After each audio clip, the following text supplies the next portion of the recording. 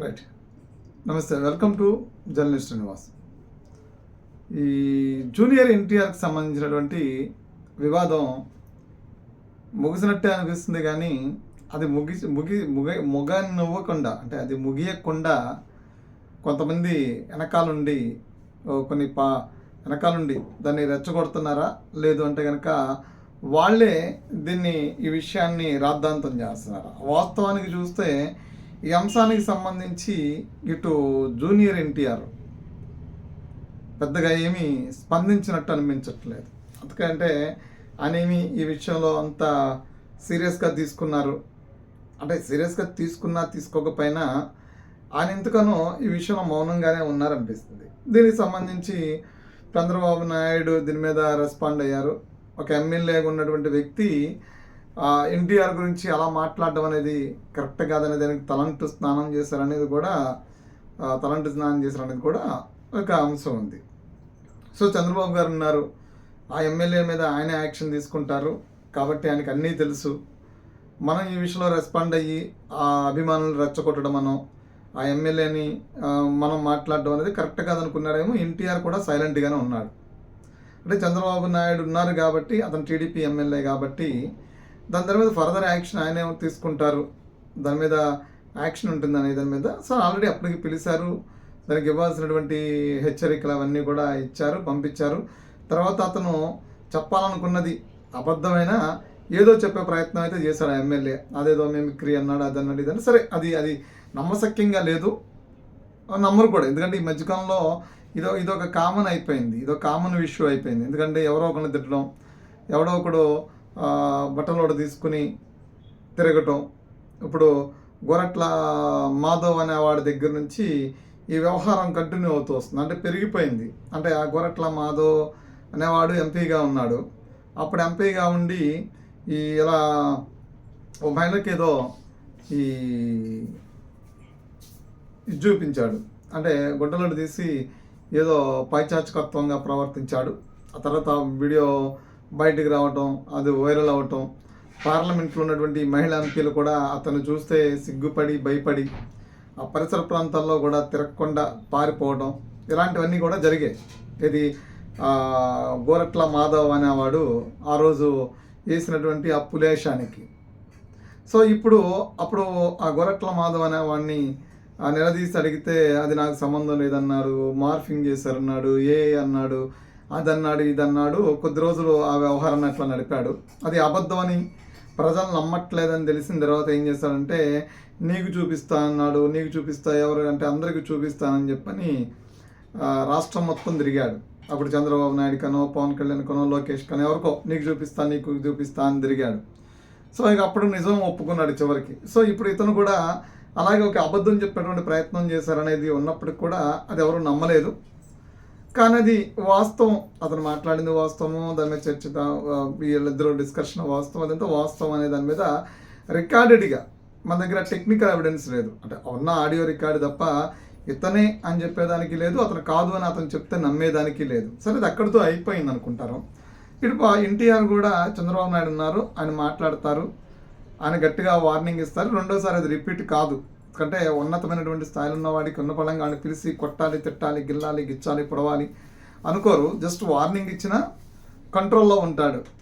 అంటే వార్నింగ్ ఇస్తే చాలు, నువ్వు ఆయన జోలికి వెళ్తే సభ్యత కాదు, మంచిగా నడుచుకో అని చెప్పినా సరే అది ఒక ఎమ్మెల్యేకి సరిపోతుంది. ఎందుకంటే అతను స్థాయి గుర్తించి ఆ ఎమ్మెల్యేకి ఇచ్చినటువంటి వార్నింగ్గా కూడా ఉంటుంది. అతని గౌరవం, ఎవరి గౌరవం వాళ్ళకు ఉండిపోతుంది. ఎమ్మెల్యే గౌరవం ఎమ్మెల్యేకి, చంద్రబాబు గౌరవం చంద్రబాబుకి, ఎన్టీఆర్ గౌరవం ఎన్టీఆర్కి ఉండిపోతుంది. కానీ ఇక్కడ ఈ ఫ్యాన్స్ అని వీళ్ళు వాస్తవానికి ఫ్యాన్స్ అయితే వాళ్ళు కోసేసుకోవచ్చు ఎన్టీఆర్ కోసం, దాన్ని ఎవరు కాదంటారు. ఇది ఎవరిని ఎన్టీఆర్ని అవమానపరచడానికో ఫ్యాన్స్ని అవమానపరచడానికి మాట్లాడేటువంటి వెర్షన్ కాదు, ఆ మాటలు కూడా కాదు.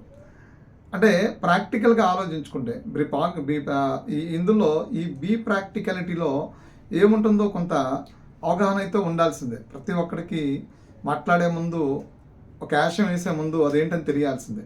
ఇప్పుడు ఎన్టీఆర్ సినిమాల్లో ఒక మంచి కథానాయకుడు.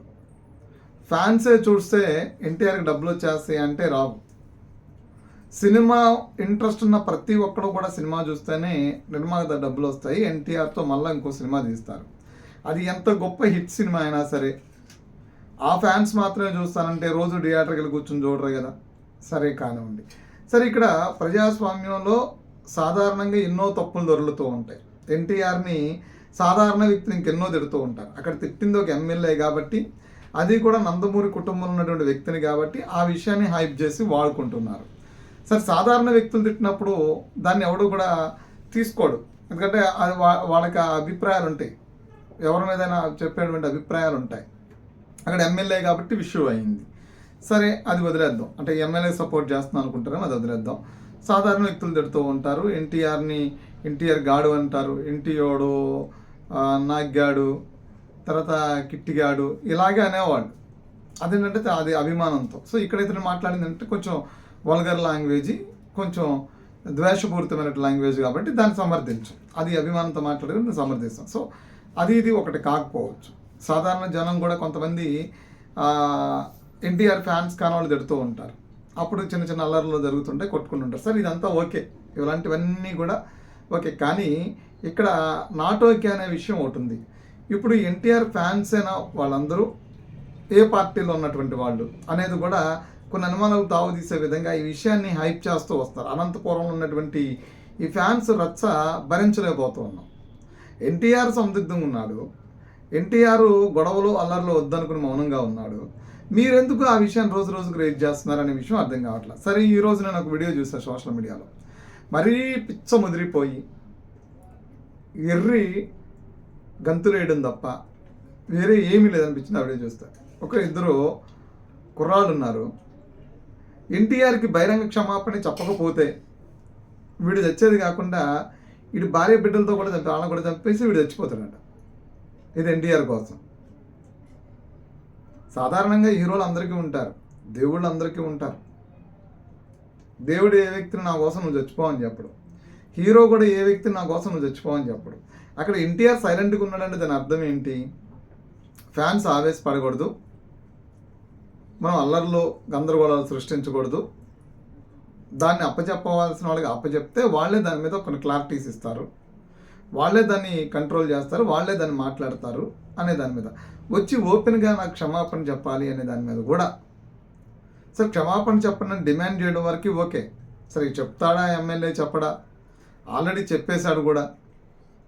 సరే, ఇంకా దాన్ని మీరు ఎందుకు దాన్ని హైలైట్ చేస్తున్నారు? ఇంకెందుకు దాన్ని రాద్ధాంతం చేస్తున్నారు? దాన్ని ఇంకెందుకు ఒక కోణంలో, రాజకీయ కోణంలో తీసుకెళ్తూ ఉన్నారు? అంటే ఇక్కడ ఎవరో వెనకాలండి రాజకీయ స్వప్రయోజనం కోసం ఒక సీన్ క్రియేట్ చేస్తున్నారని చాలా స్పష్టంగా అర్థమవుతుంది. భార్య బిడ్డను చంపేసి వీడు చచ్చిపోవడం ఏంటి? చచ్చిపోవాలనుకుంటే వీడు చచ్చిపోవచ్చు. సో ఎన్టీఆర్ ఈయన కుటుంబాన్ని అంతటిని దత్తత తీసుకుని బతికిస్తాడా? అలా ఎంతమంది చనిపోతే అంతమంది కుటుంబాన్ని దత్తత తీసుకుని బతికిస్తాడా? ఎన్టీఆర్ ఏమన్నా మీరు చచ్చిపోండి అని ఆదేశాలు ఇచ్చాడా?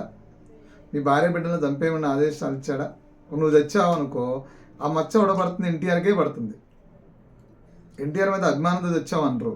అప్పుడు ఏమంటారంటే వీడు పిచ్చోడు అంటారు, లేదంటే బూతులు తిడతారు. తర్వాత ఎన్టీఆర్ కూడా ఏమంటారంటే నా కోసం మీరు ఏమీ చెయ్యొద్దు అని చెప్తాడు. నా కోసం మీరు అల్లర్లో గొడవలు చేసే లెక్క మీరు నా అభిమానులే కాదు అని చెప్తాడు.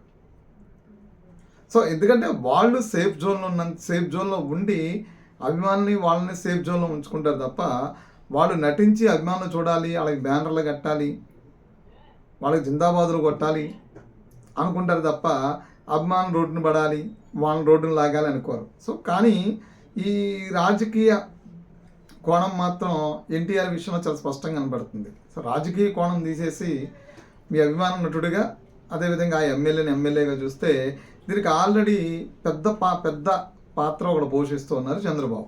ఆల్రెడీ దాని మీద జరగాల్సిన డిస్కషన్ జరిగింది, ఇవ్వాల్సిన వార్నింగ్లు ఇచ్చేశారు కాబట్టి ఎన్టీఆర్ అక్కడ సైలెంట్గా ఉన్నారు.